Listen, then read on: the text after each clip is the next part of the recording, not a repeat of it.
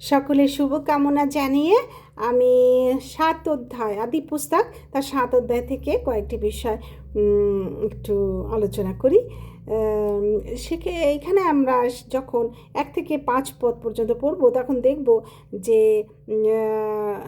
ঈশ্বরের সাক্ষাতে নোহ ধার্মিক ছিলেন, আর তিনি নোহকে বললেন যে তুমি সূচি পশু স্ত্রী পুত্র লইয়া প্রত্যেক জাতির 7 জোড়া, অসুচি পশু স্ত্রী পুত্র লইয়া প্রত্যেক জাতির 1 জোড়া, আর আকাশের পক্ষী স্ত্রী পুরুষ লইয়া 7 জোড়া সমস্ত ভূমণ্ডলের তাহাদের বংশ রক্ষার্থে তুমি তোমার সঙ্গে রাখো। এইভাবে 7 দিন পরে পিতা ঈশ্বর 40 দিবারাত্র বৃষ্টি দিলেন,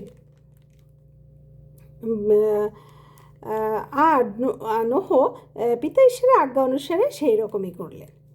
তো নোহের যখন 600 বছর বয়স তখন এই জলপ্লাবন হয়েছিল। আর নোহ তার জাহাজে ঈশ্বরের নির্দেশ অনুযায়ী তার স্ত্রী, তার 3টি সন্তান এবং 3 ছেলে এবং ছেলের পুত্রবধূদের এবং সেই সাথে সমস্ত পশু পাখি যাবতীয় স্ত্রী পুরুষ জোড়ায় সেই জাহাজে প্রবেশ করালেন। এখানে যখন আমরা সেই 16 পদে দেখি, ফলত তাহার প্রতি ঈশ্বরের আজ্ঞা সেই সমস্ত প্রাণী স্ত্রী পুরুষ প্রবেশ করিল, পরে সদাপ্রভু তাহার পশ্চাৎ দ্বার রুদ্ধ করিলেন। আবার 17 থেকে যখন আমরা 24 পদ পর্যন্ত পড়ব তখন আমরা দেখব যে সেই 40 দিন পর্যন্ত সেই প্লাবন হয়েছিল এবং সেই জল বৃদ্ধি পেল, প্রবল আকারে বৃদ্ধি পেল। এই পৃথিবীর জল প্রবল হইল, আকাশমণ্ডলে অধিষ্ঠিত সকল মহাপর্বত মগ্ন হইল, আর তাহাতে ভূচর যাবতীয় প্রাণী পক্ষী গ্রাম্য পশু পাখি ভূচর সরীসৃপ সকল এবং মনুষ্য সকল মরিল।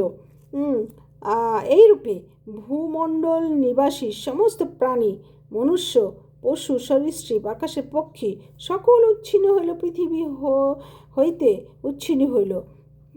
কেবল নোহ ও তাহার সঙ্গী জাহাজে যারা ছিল সেই সকল প্রাণীরা বাঁচিল, আর জল পৃথিবীর উপরে 150 দিন পর্যন্ত রহিল। তো আমরা এই 7 অধ্যায় থেকে দেখি যে জাহাজে আসলে সেই নোহের যে আত্মীয় স্বজনেরা তারা বেঁচে গিয়েছিল এবং সেই ঈশ্বর যে নোহকে জোড়ায় জোড়ায় সব পশু পাখিদের রাখতে বলেছিল, এরাও বেঁচে গিয়েছিল। তো এটাই আসলে এখান থেকে আমি যেটা বুঝি তাই আলোচনা করলাম। আপনারা সবাই বাইবেল পড়ুন, প্রার্থনা করুন, আসুন আমরা সবাই জানি এবং সেইভাবে চলতে চেষ্টা করি। সকলকে Emmanuel, God bless you, good bye.